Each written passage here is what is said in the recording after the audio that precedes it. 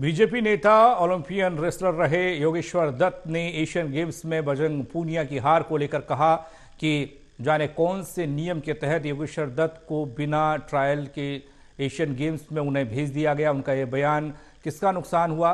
भारत को नुकसान झेलना पड़ा। रेसलिंग 54 किलो भार वर्ग में एशियन गेम्स में कांस्य पदक जीतने वाली अंतिम पंघाल और योगेश्वर दत्त से बातचीत की total news associate editor doctor Mahesh Kumar ने आपको दिखा रहे हैं।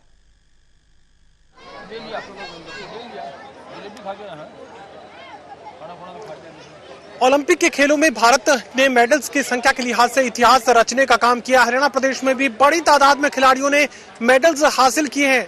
प्रदेश के अलग अलग इलाकों में, खासकर ग्रामीण परिवेश में सम्मान समारोह लगातार इन खिलाड़ियों के सम्मान में किए जा रहे हैं। हम इस वक्त मौजूद हैं हिसार में और ओलंपिक का मेडल विजेता रहे, रेसलिंग के खेल में स्टार खिलाड़ी रहे योगेश्वर दत्त इस वक्त हमारे साथ बने हुए हैं। मुझे बताइए कि हरियाणा के खिलाड़ियों ने परचम लहराने का काम किया है, एशियन गेम्स में बड़ी तादाद में मेडल्स हासिल किए।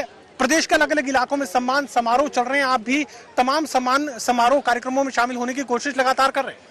देखिए, बिल्कुल इस बार एशियन गेम्स में आज तक का हमारी जो परफॉर्मेंस है, बेस्ट परफॉर्मेंस, 107 मेडल भारतीय खिलाड़ियों को मिले, भारतीय दल को मिले हैं और ये इतिहास में आज तक का सबसे बड़ा ये हाईएस्ट स्कोर रहा है। और कुश्ती में 6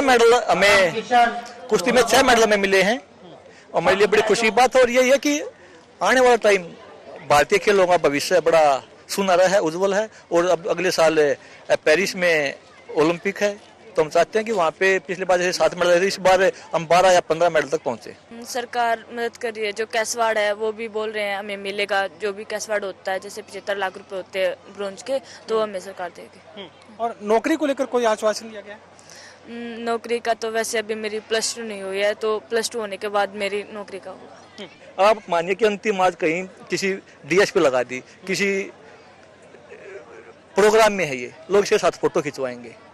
ये एज ए रूल अगर लोगों को फॉलो करेगी तो उनसे ऐसे ये नहीं करवा सकती बात जी। पर और खेलों में ये अपनी प्रतिभा है जो वो खेल में दिखा सकती है और चैंपियन पैदा कर सकती है। तो डिप्टी डायरेक्टर है जैसे स्पोर्ट्स में बड़ी अच्छी पोस्ट है, उसके बाद असिस्टेंट डायरेक्टर बनेगा, एडिशनल डायरेक्टर बना जाएगा, उसमें भी सब चीजें हैं। तो वो चीजें हैं, उन्होंने उसकी बजाय डीएस की बजाय कोचिंग लाइन में लेके आगे खिलाड़ियों को, तो उसमें तो ये कोई बड़े बवाल की बात नहीं होती। मैंने भी बोला कि हमने कहाँ पे नौकरी दी है, जो ग्रुप डी में, सी में, जो स्टेट नेशनल लेवल तक बच्चे खेले हैं, जिनको सबसे ज्यादा जरूरत है।